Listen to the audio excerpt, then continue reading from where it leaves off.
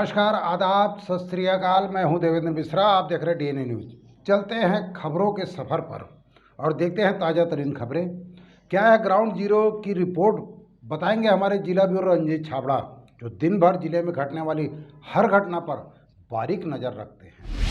छत्तीसगढ़ प्रदेश के महासमुंद, अभनपुर और धमतरी में प्रयोग के तौर पर शुरू की गई national genetic document registration system यानी पायलट प्रोजेक्ट के माध्यम से इसलिए शुरू की गई थी कि जमीन की रजिस्ट्री में सुविधा होगी, पर यह ऑनलाइन प्रक्रिया तकनीकी खराबी के चलते वरदान की जगह अभिशाप ज़्यादा बन गई है।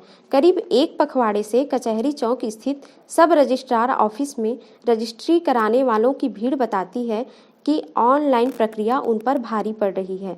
हालात इतने खराब हैं कि एक तरफ जहां पूना की ठेकेदार कंपनी से ऑनलाइन खराबी सुधरवाने के अफसरी दावे किए जा रहे हैं, तो दूसरी ओर 35-40 की जगह रजिस्ट्री घटकर 8-10 की संख्या में पहुंच चुकी है, जिससे सरकार को भी राजस्व आय की बड़ी हानि हो रही है और लोग भटक रहे हैं। रजिस्ट्री ऑफिस के सब रजिस्ट्रार जहां ऑनलाइन खराबी जल्द ठीक कर लिए जाने के दावे कर रहे हैं, वहीं उसी कार्यालय में सेवारत सॉफ्टवेयर ऑपरेटर स्वीकार करते हैं कि तकनीकी खराबी है, जिसे ठीक करने के प्रयास हो रहे हैं।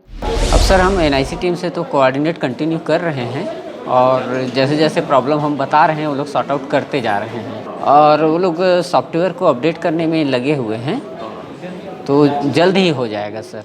ये नया सॉफ्टवेयर है तो थोड़ा सा लगेगा सर। हाँ, मैंने काम हो रहा है, तेज़ी के साथ लगे हुए हैं एनआईसी की टीम। अगर हम लोग सभी समस्याओं को अगर सॉल्व कर देते हैं तो पब्लिक का काम आसानी से होने लगेगा। क्षेत्र के जाने माने अधिवक्ता और राजस्व क्षेत्र के विशेषज्ञ बताते हैं कि रजिस्ट्री करवाने वाले जब सारी प्रक्रिया अपने व्यय से पूरी कर रहे हैं तो सेवा शुल्क कार्यालय को नहीं लेना चाहिए। सेवा प्रभार तो वो सरकार ले रही है और हमको बाहर जो लोक सेवा केंद्र में उनको भी लोगों को पैसा देना पड़ेगा जो ऑनलाइन बुकिंग करेंगे। एक बुकिंग में लगभग 1 घंटा लग रहा है। तो सरलीकरण होना चाहिए। सरकार को आम जनता के लिए कोई भी सॉफ्टवेयर लागू करे वो सरलता से काम होना चाहिए, वैसा नहीं है। अच्छा, दूसरी बात, कितने लोग हैं जिसके पास स्कैनिंग होगा और क्या बोलते हैं प्रिंटर होगा। ये तो आखिर कहीं ना कहीं जाके किसी से सेवाएं प्राप्त करनी पड़ेगी और जिससे सेवा प्राप्त करेंगे वो सेवा शुल्क लेगा और इधर सरकार अलग से सेवा प्रभार शुल्क ले रही है। तो ये एक बात है कि जब आप सेवाएं नहीं दे रहे हैं तो किस बात का सेवा शुल्क ले रहे हैं। और रहा सवाल कि आप पंजीयन कर रहे हैं और सब इंस्ट्रूमेंट में आपको मेंटेनेंस लगता है, तो आप 0.8% का 4% पहले ही कर चुके हैं। जिस काम के लिए 80 रुपये फीस लगता था उसको 400 रुपये ले रहे हैं। 5 टाइम्स आपने फीस में बढ़ा दिया है। तो सवाल इस बात का है कि सरकार को केवल पैसा लेना है और जनता को सुविधा देने की बात पे आप हर चीज़ में जोड़ते जाओ तो सुविधाएं भी दे दो।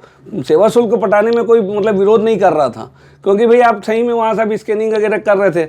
अब आप उस कंपनी को हटा दिए, तो ये एक तरीके से क्या है कि पब्लिक को नया चीज़ ला के आप नई चीज़ करके पब्लिक को सिखाना चाहते हो, तो सुविधा कहाँ हुई आदमी के लिए, सरल कहाँ हुआ। गाँव का आदमी क्या बोलते हैं, बुकिंग करके आ जाएगा क्या।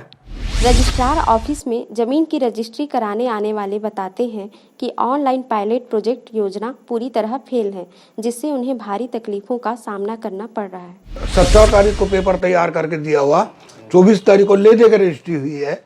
और ये नया जो तरीका है वो धमतरी में ही क्यों प्रयोग किया जा रहा है, रायपुर में क्यों नहीं करते। सारे लोग परेशान, जो करने वाला वो तो हाथ जोड़ के अलग हो रहा है कि मैं नहीं करा सकता रजिस्ट्री भैया आपके यहाँ करके। समाधान सरकार ही करेगी कुछ इसका। वो ऑफिस चालू करना चाहिए जब तक कि नया तरीका बराबर सॉफ्टवेयर में ना आ जाए। सर, ये ऐसा है कि पायलट प्रोजेक्ट के रूप में धमतरी का चयन किया गया था छत्तीसगढ़ में, लेकिन वर्तमान स्थिति ये है कि यहाँ पर बिना ट्रेनिंग के लोगों को बैठाल दिया गया है। ट्रेनिंग पूरी पर्याप्त हुई नहीं है और एक नया सॉफ्टवेयर देकर लोगों को बैठाल दिया गया, जिससे भुइयाँ अटैच न हो पाने के कारण, यहाँ पर नक्शा P1 और BU2 न निकल पाने के कारण रजिस्ट्रियों में बहुत ज़्यादा विलम्ब हो रहा है।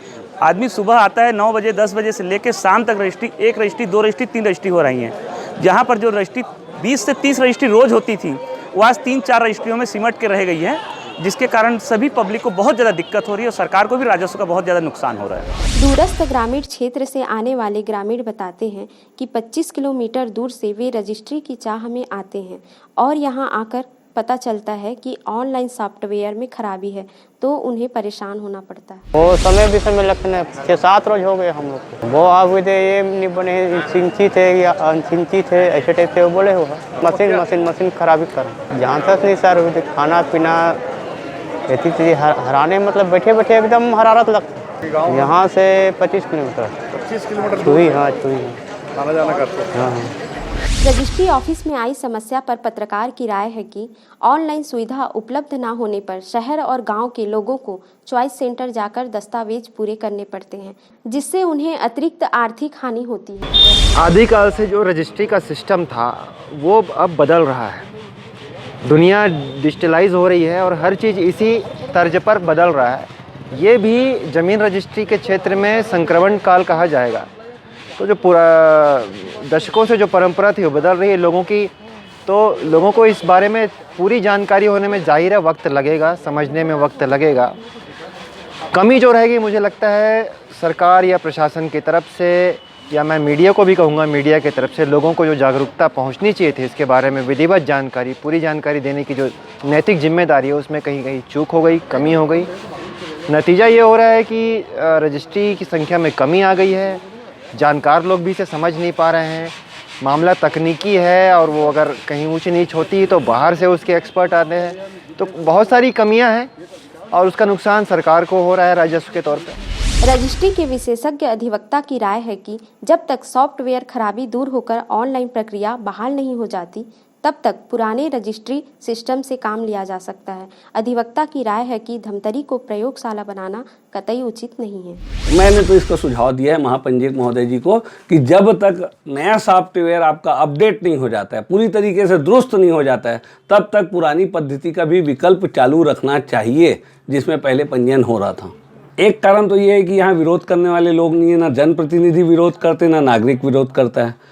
तो जनता तो बेचारी सीता धमतरी से जिले की है। नेताओं की हालत का सवाल नहीं है। नेता जो है वो अगर समस्या है, मालूम चल रहा है समस्या, तो उन्होंने क्या किया भाई? ये 15 तारीख से लागू है, आज 24 तारीख हो गया। किस नेता का कौन सा स्टेटमेंट आया कि ये गलत हो रहा है? और रहा सवाल, ये जो प्रोजेक्ट पायलट प्रोजेक्ट धमतरी में चालू किया गया, इसको रायपुर में चालू क्यों नहीं किया जाता?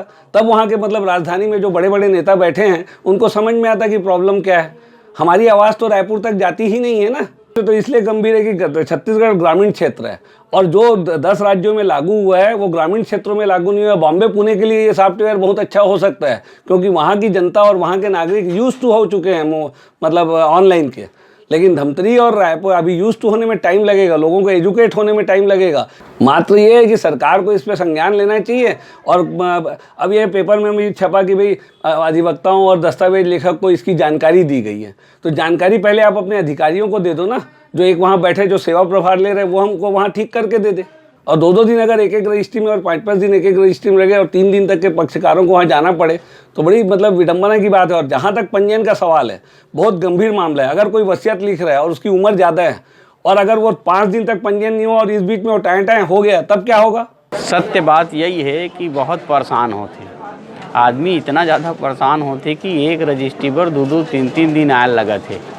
का है अभी नया नया है करके या जो भी है, कई बार तो ऐसे कि क्लिक करो कुछ आ जाते कुछ, तो ओकर कारण आदमी बहुत परेशान है। कई चीज़ ला भी समझे बर कम से कम महीना भर लगी।